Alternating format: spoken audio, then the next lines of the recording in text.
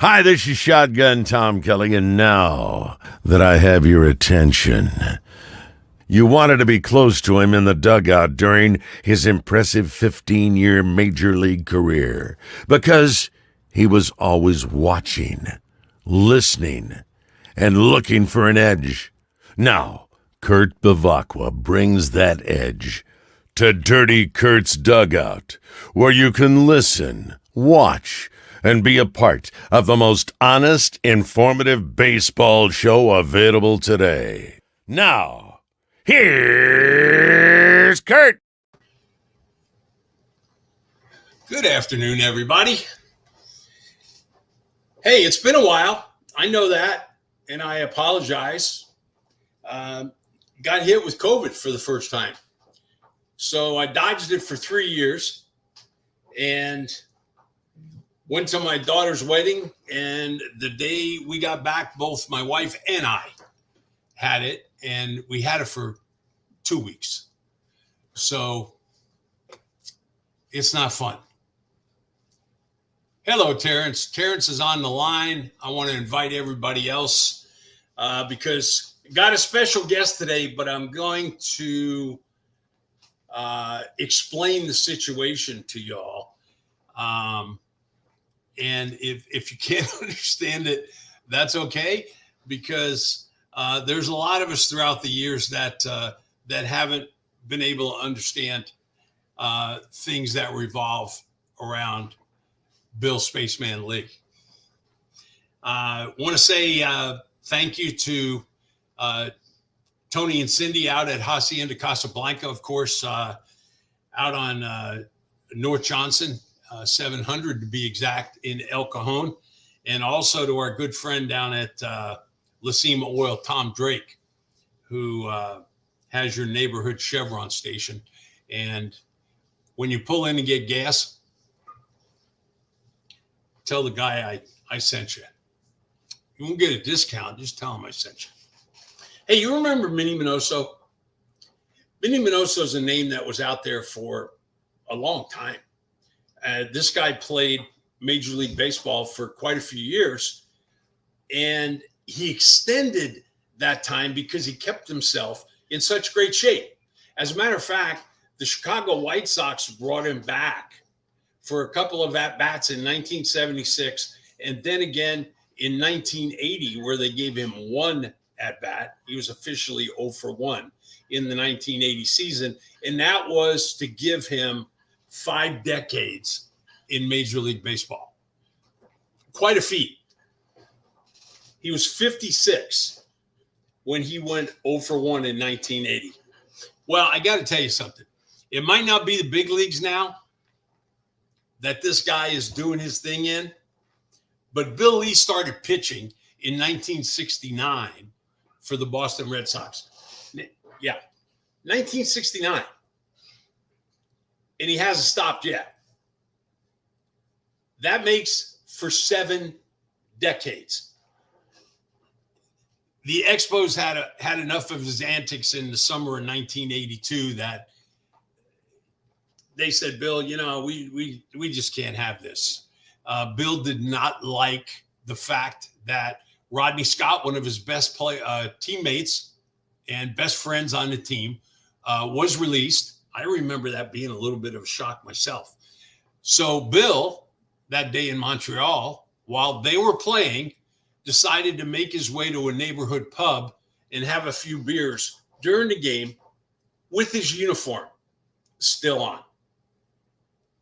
He watched the game, saw that in the 8th inning or so that they might need him to pitch, so he made his way back to Expo Stadium, where he did end up not pitching, but that was the end of his big league career. MLB career. He's a guy that, whether you're his teammate or opposed him, you had to like this guy just because of some of the stuff that he would say, that he would do. His famous ephus pitch, we'll talk to him about that. And speaking of talking to him, we're going to bring Bill on right now, but I have to tell you, it's not with video. And I'm disappointed, as I'm sure you are, but it's because of where Bill lives. He has no Wi-Fi. And again, that shouldn't surprise you because that's Bill. So he is actually on a landline right now. And I welcome Bill Spaceman Lee to Dirty Kurt's Dugout. Bill, how are you, my friend? Kurt, I'm fine. I'm in the middle of nowhere. I built this house up here so no one could find me. And you found me, and it's a miracle. Well, I wouldn't have found you if you weren't nice enough to give me your phone number, of which I thought it was your cell number, because naturally everybody in this day and age, when they give out a phone number, you just assume it's their cell number. But no, it was Bill's landline that goes directly into his house. And like I said, he's on it now. I mean, for all of you out there that still do have landlines, God bless you, because I haven't had one for 20 years. Well, my father worked for AT&T, and he built the first line from San Francisco to Los Angeles. And after he got out of World War II, and that was the first underground cable, coax cable, where the sound improved. And I have been an AT&T guy my whole life, and I moved up here, and I built my house on a ridge, and I cannot see the telephone pole because it's about 400 yards down my hill, and I put my lines in concrete because the cattle didn't want to dance on electricity, and my electricity and my table are come up right underground to my house, but it's not coax cable. Therefore, I have no cell phone, no computer. I have nothing here but moose, bear, and, I can take a leak on my front porch and no one's going to see me. Which I'm sure has been done before. Oh, my God. I live up here. This is heaven, And, when pitching for the Savannah Bananas, it's amazing. The game's fast. I'm playing with my grandchildren. I'm being managed by Eric Burns, who's younger than all my children. Therefore, I don't have to listen to him. But he's a funny kid, and we're having fun. And it's just great to talk to you again. I stuck up for Rodney Scott, at the end of my career, and I stuck up for Bernie Carbo with the Red Sox. One cost me my job in Boston. The other cost me my job in baseball. Thanks for mentioning that on the air because, it's we all go to battle. When you go to battle with your teammates, you stick up for them. I was the player rep, for 11 years in the big leagues. I was Marvin Miller's right-hand man, and every ball player that's making $1 million or $22 million or $200 million, they got to thank me and Joe Torre and Marvin Miller and Dick Moss. We're the four guys that brought money into baseball. You know what? I'm writing down this note because I don't want to forget it. Before you get off the show, I want to ask you something about Marvin. And I did not realize that you were that close to him. But now that I think about it, I remember that you always being in the fray. You brought up the name of the Savannah Bananas before I could. And if anybody is watching that has heard in the news lately, just back a few weeks ago, you had a mishap warming up for them. Do you want to explain that to everybody? I don't want to get into it if you don't want to, but go ahead, Bill. No, I always said I wanted to die on the mound, not in the bullpen. So I got up. I dropped dead. They paddled me. It was first responders night. I was laying there. I looked like a house had fallen on me. 300-pound, first responders were trying to revive me. and I was taking a nap, and I looked like the Wicked Witch of the West, and a house had fallen on me. And I got up. I walked off the field, and, I threw out the first pitch a week later, and I threw out the first pitch before Papelbon closed the game for the Bananas on their last game of the season. And then I drove back to Vermont, and, it's perfect here. I'm going to rehab, but there's nothing to rehab. It was just an episode. I have what's called lower branch block. I have a ventricle that doesn't want to perform well, and people say, why should it perform for you? It's an electrical problem. It's not a plumbing problem. And now they gave me a pacemaker, and I can throw. Even if I drop on the mound now, I'll get shocked, and I'll be back up. I'll be up in 20 seconds, so it won't be ruled a balk. Our guest on Dirty Kirk's Dugout, Bill Lee, the phenomenal Bill Lee in my mind. I got to tell you, and I'm going to share something with Bill that I can't remember when we were in Bethlehem together a couple of years ago at that charity golf tournament, whether or not I talked to you about this, but I actually got a hit off of you one night in Montreal with a fungo bat. I wouldn't doubt it. You and I would go up there with anything to hit. you were, I think I was hitting like 6th or 7th in the lineup. I can't remember. And I mean, I was watching you throw to the hitters as they were coming up to the plate. And, I want to say, no, I don't want to say, I'm telling you, it was 1979 because Roger Craig was the manager, and he can vouch for me that I actually went to the plate with a fungo bat because you were getting everybody out with off-speed pitches, not necessarily the ephus pitch that you brought back to life, but just screwballs and off-speed pitch.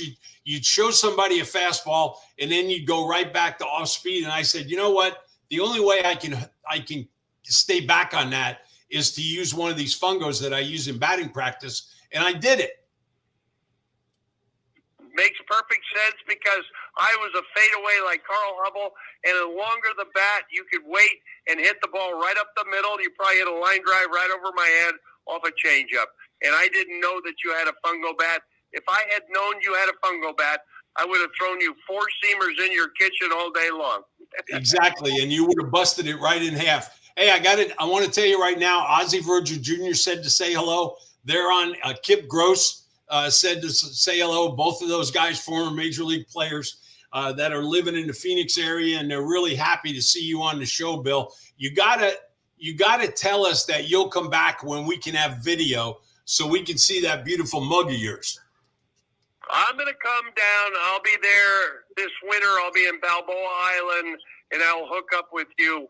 I'm going to spend the winter in Balboa and rehab there, and then start off with the Bananas in February. I'll tell you a story about Ozzie Virgil Jr. He lived in my house. He lived up here, and he would take my 30-06, and he would shoot ducks about a half a mile away on the Black River over Route 14. There you go. Hey, Oz, there you go. He's telling stories about you shooting ducks. Ozzie Virgil, Ozzie's dad is one of my favorite people in the world, in or out of baseball. He was my manager back in Venezuela in 1973, where I became good friends with Enos Cabell. And Ozzie was my coach, of course, here in San Diego. And I know he's living down in the Dominican Republic, and Ozzie and I talk every now and then on the phone. But he definitely said to say hello to you, Bill. Well, Ozzie was my coach for the Expos for 4 years under Dick Williams. And he kept Dick, he was the liaison. Dick was the angry man. You played for Dick back in San Diego and stuff. He's a tough taskmaster, but he was a genius, in the 7th, 8th, and 9th inning, and that's why he's in the Hall of Fame. I tell you what, as people look back on Dick Williams' career, it takes a while to figure him out. And I think somebody as smart as you probably figured him out before we did. But I tell you what, Dick was a damn good manager. Yes, he was. He wrote a book called No More Mr. Nice Guy, and he had a chapter in there on me. I was the only ball player he really liked because he knew I was smart and I knew what he was trying to do. Just like Earl Weaver and Jim Palmer fought all the time. If it wasn't for Earl Weaver, Jim Palmer wouldn't be in the Hall of Fame. You know, Weaver was that type of taskmaster, and sometimes you play hard. Steve Rogers was a great pitcher for us because he hated Dick Williams. I didn't know that about Steve. Steve's still with the Major League Baseball Players Association. And speaking of that, I go back to my note that I made when you mentioned Marvin Miller's name. In 1980, when the collective bargaining agreement and the owners came to the Players Association, you were still very involved. Do you remember anything about Marvin Miller and Don Fear's position? Not necessarily position, but their mistake, I'm going to say, in leaving the non-vested players pre-1980 behind. Do you remember anything about that? Yeah, it was difficult situation then because they were pressuring us. That's why the strike of 81 occurred, and which led to the lockout in 94, which cost us the World Series. The problem was the owners would never open their books. You know, that's the whole problem. If they had opened their books and given us a little more money and given us more meal money, Marvin Miller never would have existed. But they're the ones that believe the reserve clause was in stone. Their antitrust status. They don't have to pay taxes on their players and stuff. They can write off everybody. They're the only sport that is still, antitrust. So the owners were always special, and they thought they were special. And now look at what happens. All of a sudden, the players are making so much more money, and baseball is really not the game that we saw. It has slowed down. It's gotten into computer status. It's been money ball. No one hits the ball the other way. They hit the ball into the shift. Everybody's anal retentive. Every pitcher's fidgeting. Guys are stepping out of the batter's box. Game is not the way it used to be, and that's why banana ball is big right now, and everybody wants to watch it because it has tempo. It's fun. The fans love it. So, it kind of segues. I'm going to play banana ball. I got 42 outs in 55 minutes in Iowa playing banana ball this summer. No one gets 42 outs in 55 minutes. Oh, yeah. Bill Lee does. Yeah. Oh, man. So the Savannah Bananas we're putting up a picture right now on the screen of you and me, Bill, in Bethlehem, Pennsylvania at Billy Staples' celebrity golf tournament that he does every year. Not this year. No, last year. Year before last, actually. I remember when we were there. Yeah, you had the kid from Pittsburgh that got 11 hits in a row or 8 hits in a row. Rennie Stennett. Rennie Stennett was there. Yeah. And you know what? I can't believe he passed away.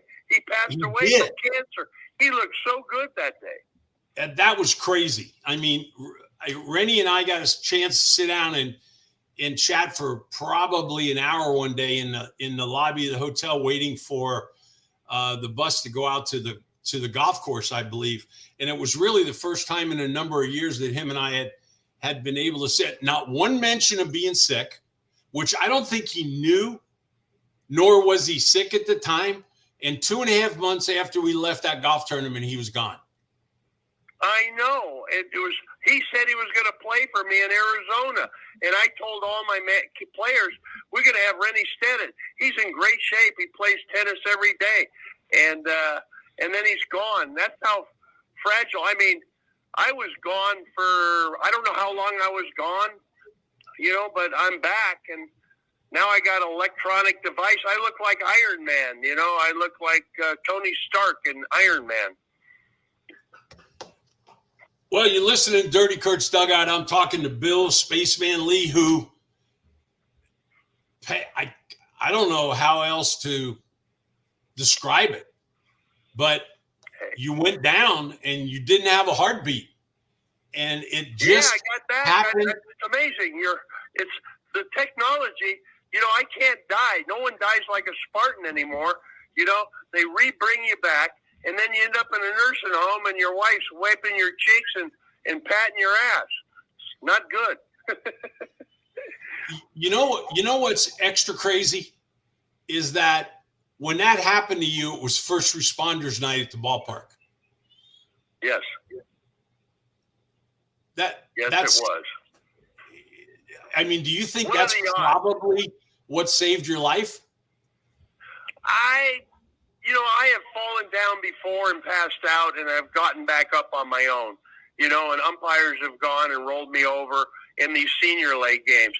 I've always had an irregular heartbeat, and I go like crazy, I drop like crazy, and I always get back up. But you're right. Eventually, my cardiologist said, your heart's wearing down. And I said to them, doesn't everybody's heart wear down?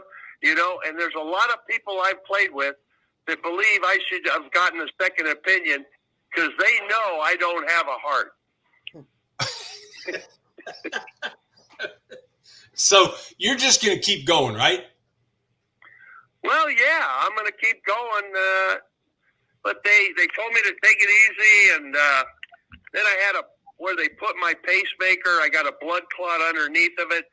Once they start tinkering with you, it could be the end is near. I've got to take it easy, but easy ain't in my vocabulary.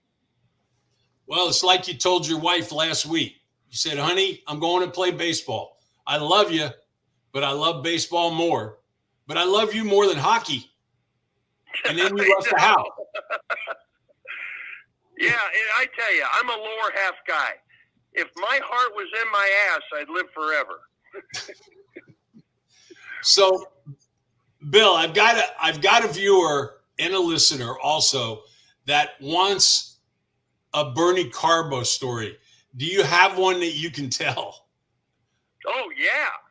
I know tons of Bernie Carbo stories. Most of them you can't tell. Right. But, he wrote a book called Saving Bernie Carbo when he was in depression and he was about to commit suicide. So he calls me up here in Craftsbury, and Bernie's crying. He's telling me he's got a gun and he's going to shoot himself in his garage. So I asked him, Bernie, what caliber ammunition are you using? And he called me an asshole and everything like that. And I said, hey, before you shoot yourself, why don't you call Ferguson Jenkins and get his opinion? And I hung up on him. Guess what? He's still alive.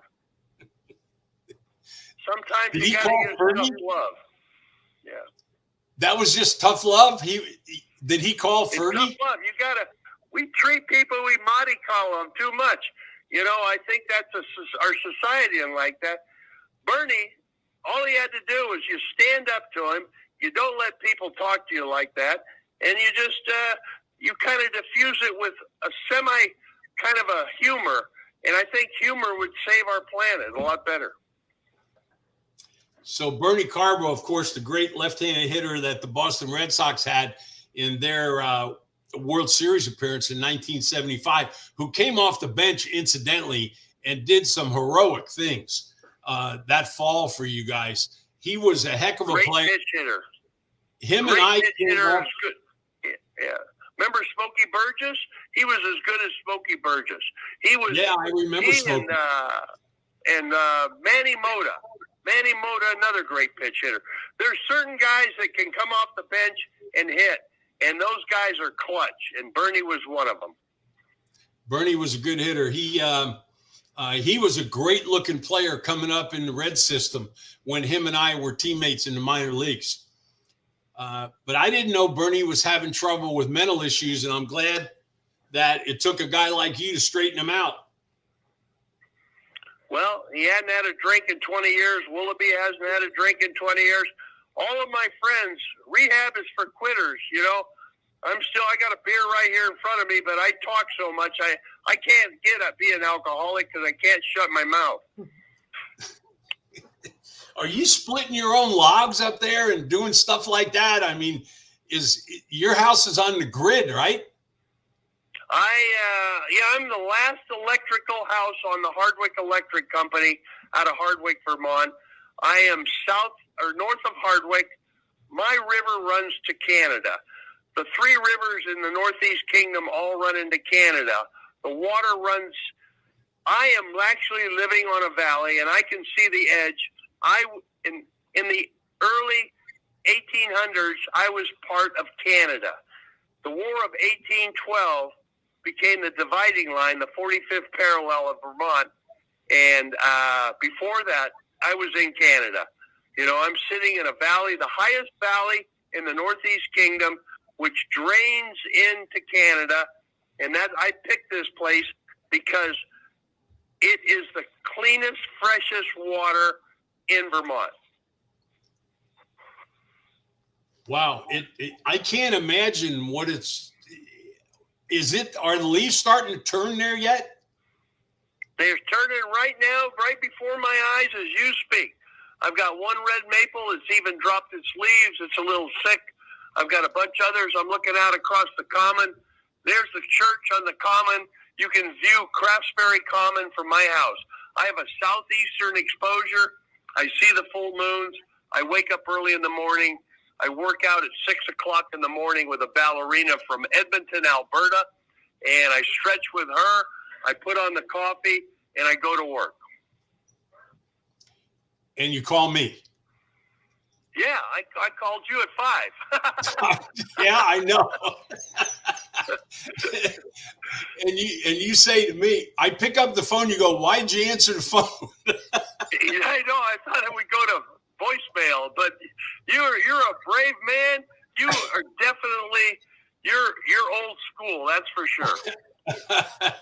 Oh, I love it. You know, I love you, Bill. I appreciate it. And you got to promise that when you get out here, that you just come in studio with me and we'll do the show together. Everybody's going to love it. You're the best. No, I would love to do it. I'll wear my bananas outfit. I'll even dance for you and wear a skirt. We'll get Eric Burns on the phone when you're in the studio that day. That'll be awesome. Eric's a great guy. He's like one of my kids. He's definitely enthusiastic, and I love enthusiasm.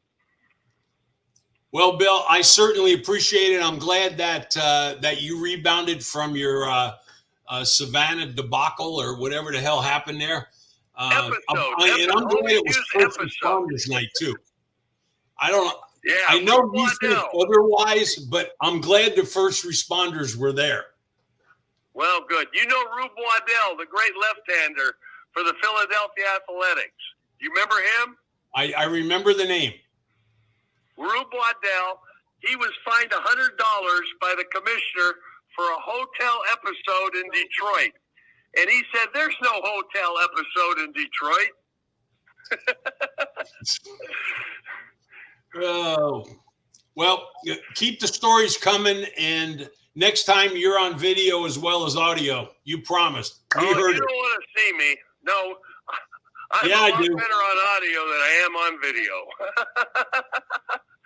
Bill, I appreciate the time. I appreciate the time and thank your wife for informing you that the library that you were going to go get on the internet was closed at 5 today. There he is, Bill Spaceman Lee. So, in case you guys didn't understand, what I was speaking of was this is a fungo bat. It might look kind of like a bat to you. This is a regular bat. So you can see that the fungo bat is much thinner up at the top. The barrel of the bat is pushed further towards the top. And the bottom portion of it is almost all handle. That's why Bill said to me that if he knew I was using this, he would have thrown me fastballs in. Even with his 87, 88 mile an hour fastball, he would have got in my kitchen with this bat because it was too long. I used it so I could reach out. If you noticed, the bat's longer than a regulation bat also. See how much longer a fungo bat is? And I hate to tell you, fungo bats aren't very prevalent in Major League Baseball anymore. Every once in a while, you'll see a coach on each side of the batting cage hitting ground balls to the infielders, but it's basically a lost art now. There used to be guys that used to be so good with fungo bats that you could stand at an infield position and they would hit you in the chest with the ball every single time. They don't do that anymore. They don't hit infield anymore. If you haven't noticed and you've gone to a major league game, when was the last time you saw your major league team take infield practice? I know. I gave you a minute to think about it. Got a point, Kurt. Exactly. They don't take infield. Therefore, the coaches don't use these anymore. When I was a player, Jose Morales turned me on to ordering a couple of fungo bats, a half a dozen, that were heavier and a half an inch shorter than a normal sized fungo bat. And he would use them in batting practice, keeping it in his mind that he wanted to get the head out. That was Jose Morales' philosophy on hitting. And I learned this down in Puerto Rico one winter being his teammate. So naturally, I come back, and when it comes time to order bats, I ordered a half a dozen fungo bats that were 35 and a half inches and 33 and a half ounces. A normal fungo bat might be 28 ounces. So all the weight is in the head of it. Bats are entirely different than they used to be now. Not just fungo bats, but bats in general. All right, let's hit up the standings real quick and talk about where baseball is right now. If you're in the National League West, your team is in the National League West, whether it be San Francisco, Arizona, Colorado, or San Diego. If you're not a Dodger fan, it's over for you. Now, I'm not saying the postseason, but the San Diego Padres are just barely hanging on to the last wild card position because the Atlanta Braves are well in front in the wild card race, and the Philadelphia Phillies are a couple of games up on the San Diego Padres, who are about as inconsistent as a Major League Baseball team can get the last month or month and a half, especially since the Fernando Tatis news hit that he was going to be suspended for 80 games due to pets. There's your National League standings. That's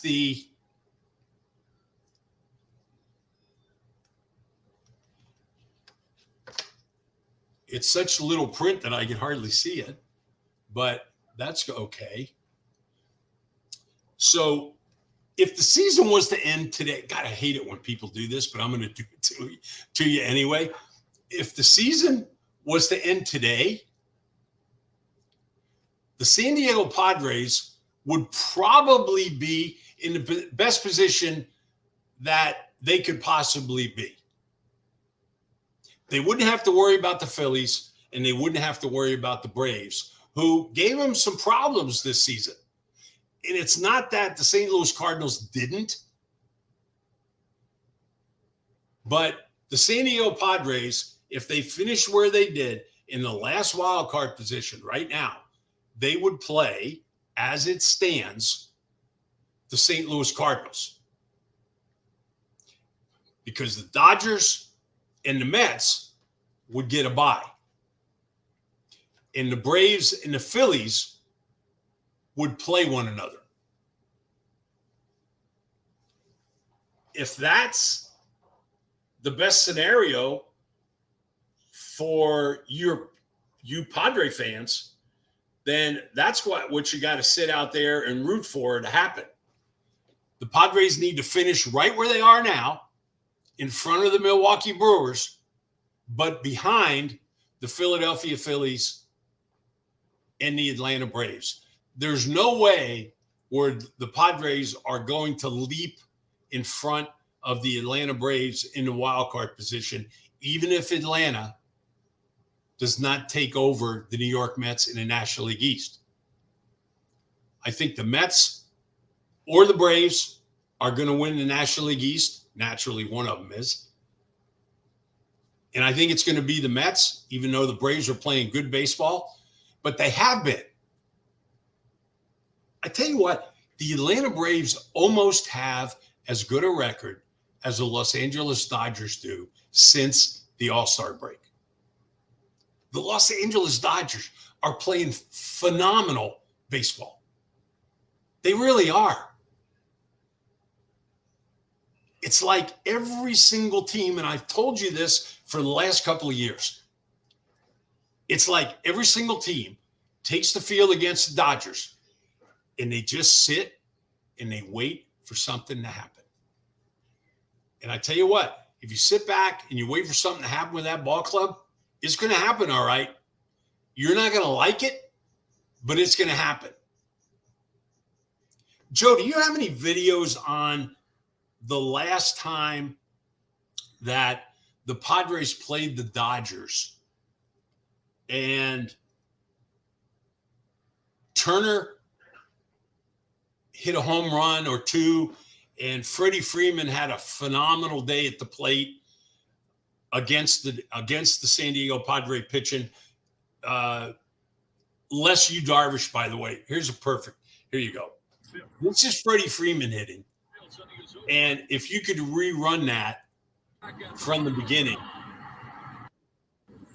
watch where this pitch is. See, 82 miles an hour out over the heart of the plate and down. Folks, I got to tell you something. If they keep pitching Freddie Freeman like that, which they did the entire series, I don't know who's sitting and watching these games in the Padre front office, but if they continue to pitch Freddie Freeman, if the league continues to pitch Freddie Freeman, breaking balls out over the plate, he's going to win the National League Batting Championship. That's all there is to it.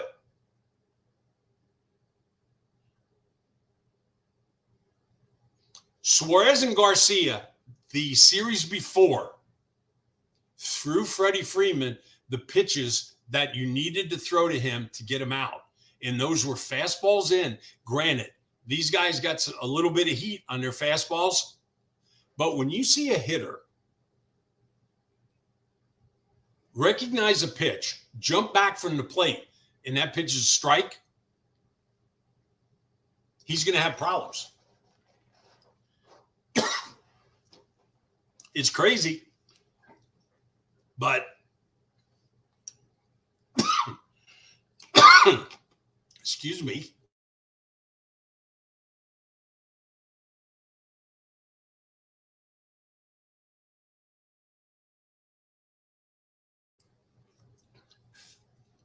It never fails. Every time I get excited, I start coughing. I can't hold it in. I get excited and I start coughing. Sorry, folks. So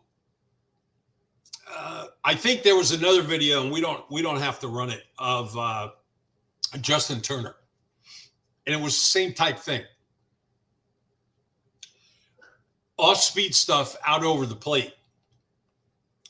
it really boils down to pitchers can't make big mistakes on these guys.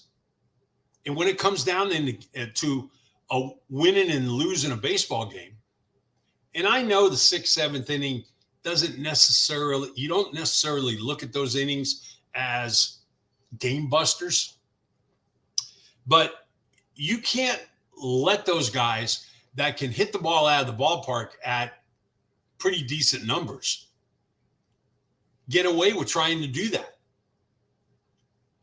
And believe it or not, they're low ball hitters.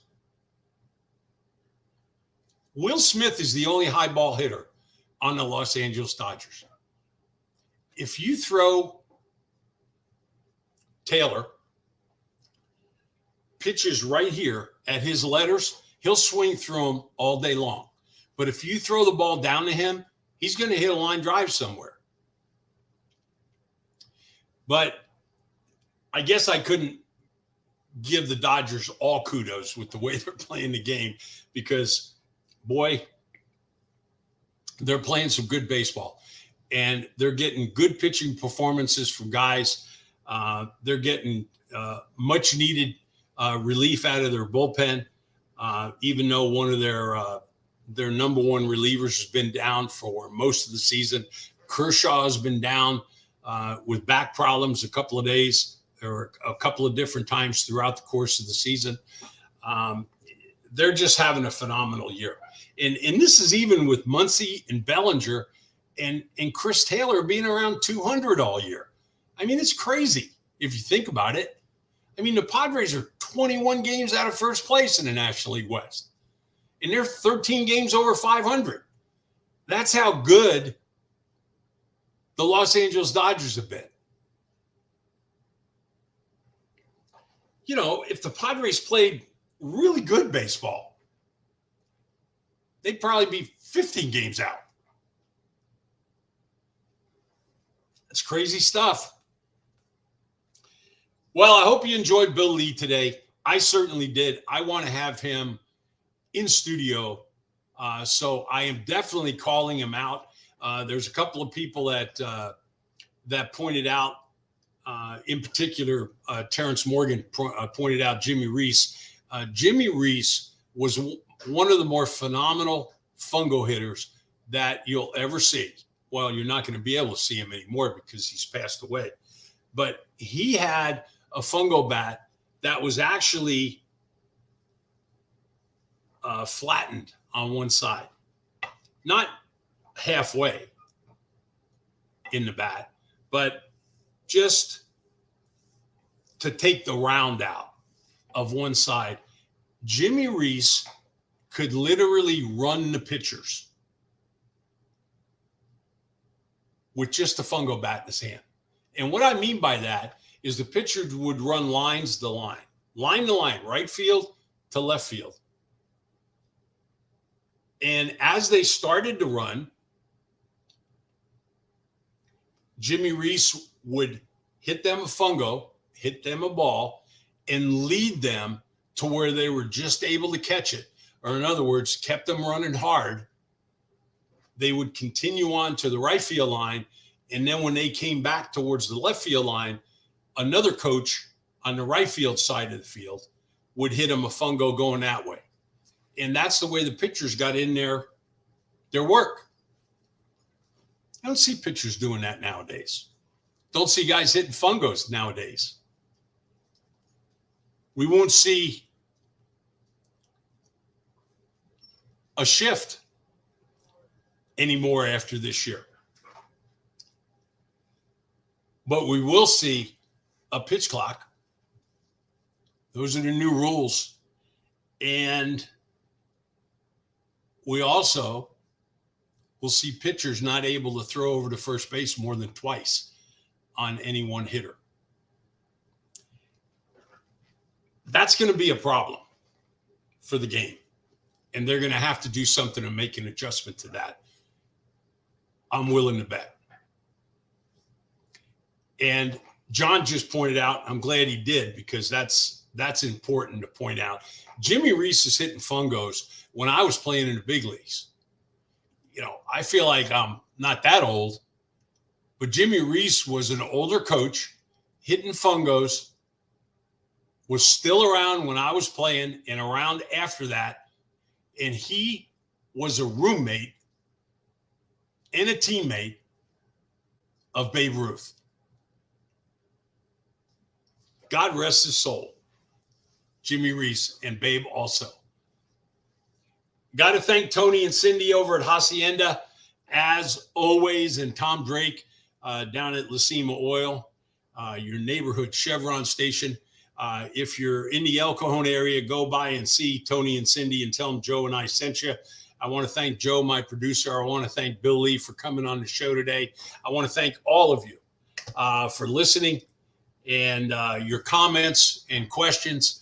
And we'll be back next week, same time, same station, 3:15. So for Dirty Kurt's Dugout right now, this is Kurt Bavakwa saying goodbye, everybody. Thanks